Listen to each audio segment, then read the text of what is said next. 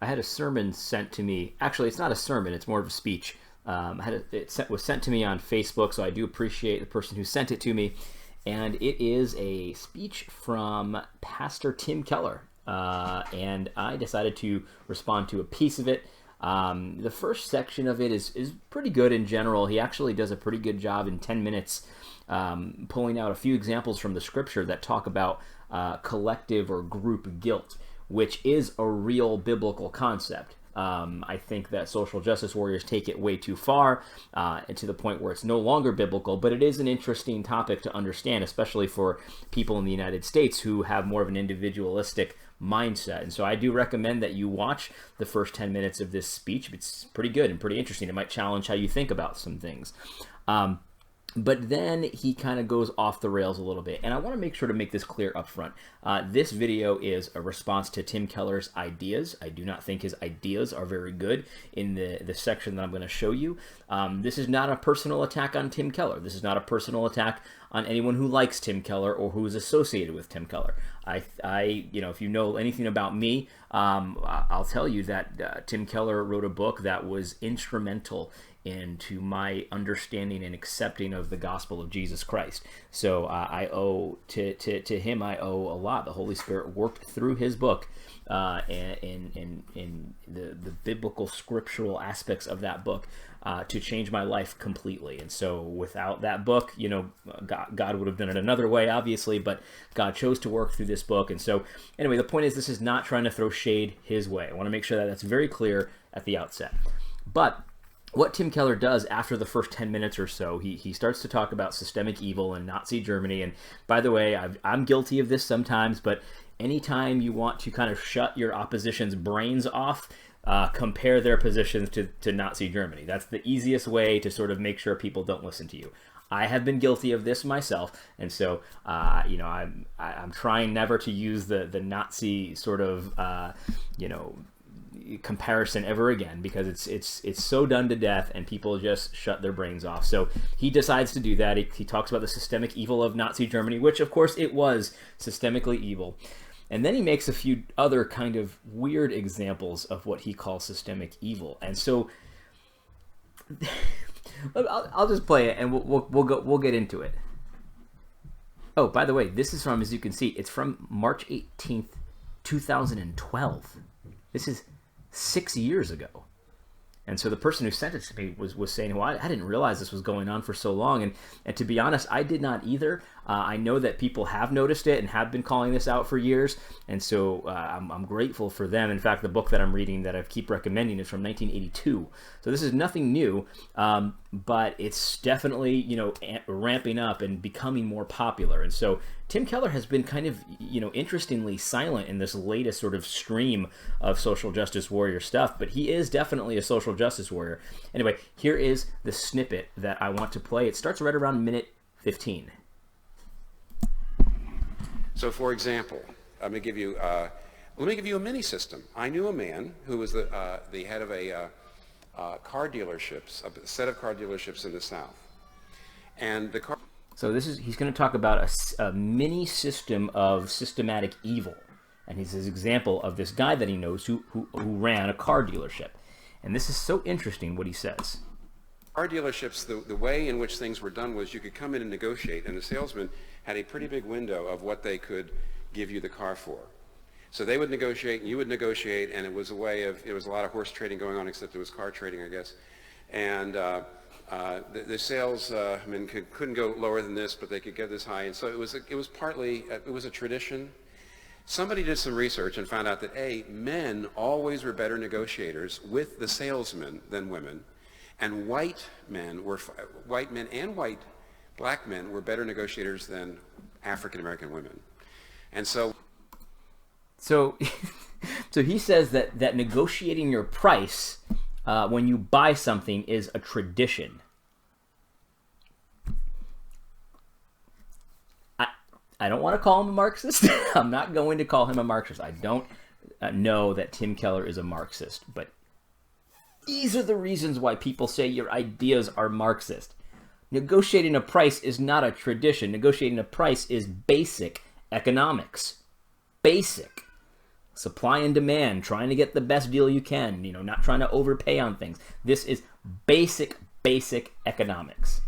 And so what he's going to say here is that the fact that women were not getting the same price that men were is an idea, is sort of a proof of systemic oppression of women, but also black people, because black men didn't get as low a price as white men. Okay? That's the idea he's going to present. Let's go forward. When somebody actually looked at what was going on, African American women were regularly paying far more for their cars, and were actually subsidizing the price of what white men were paying for cars in that particular town. And so they realized that even though nobody thought they were doing something, if the result was unjust, and it was unjust, then even though there was nobody in there who originally had said, let's do it this way because that way we will really hurt African American women, but they were hurting African American women. There's two things you can do. On the one hand, you could say, because we're not deliberately trying to hurt African American women and we make better profits this way, we have no responsibility. But the owner, a Christian man, said we do. And he changed the model. He changed the whole approach. His own profits have gone down, but he says it's the only way to be just. Okay, so again, I'm not going to call him a Marxist. I'm not going to say that. This is why we call your ideas Marxist, because this is classic, very classic. The only way it's just, according to Pastor Tim Keller, is if everyone pays the exact same price. Okay, that's the only way it's just. And this is the thing this is why I stand against this stuff. This is why I do these videos, because he is saying how much of a win this is for justice and equality and for blacks and women. So now they're paying the same price, and that's a win. Well, the reality is that he has a wrong assumption that there was some kind of systemic injustice between the different ways that people were able to negotiate prices, and that's not correct. And so because that his idea is not correct at the outset, the solution is not correct. And actually what he says helps minorities and women actually hurts them, because here's what's going on here. Jordan Peterson has a thing about this when it comes to salary negotiations, and he says that women don't do as well in salary negotiations because they tend to be more agreeable than men. That's just a trait of women. They're females in general have a trait where they're more agreeable than men. So if the same person, same skill set, everything like that, walked into an office and was going to negotiate their salary for the same exact job, the same exact work, and the company was going to start with, let's say $50K is your offer. It's more likely, even if the woman and the man are both worth $55K, it's more likely for the woman to say, okay, I'll accept 50 than the man. The man is more likely to just walk away. And so they'll end up getting more money. And so he says, well, what we got to do is make sure everything's the same. That's just classic economic Marxism, right? This is not cultural Marxism, it's just Marxism. But no, what we should do instead, and this is what Jordan Peterson says he does, he trains women to be less agreeable when they're trying to negotiate. And so if a woman goes into the car dealership and says, I'm not going to pay a dime over 10K, they'll probably sell her the car for 10K. But without that training, without that knowledge, women in general are just more agreeable to pay 12K or more 13K, whereas a man will say, I'll walk out of this dealership right now, unless you give it to me for 10K, and we'll get the car for 10K. And so what you do is you basically put women and then minorities in a position where you never train them to be better negotiators. You never train them to understand maybe where can I potentially step my game up here? Where can I be less agreeable in order to accomplish what I want to accomplish? And that's to get things for the lowest price I possibly can.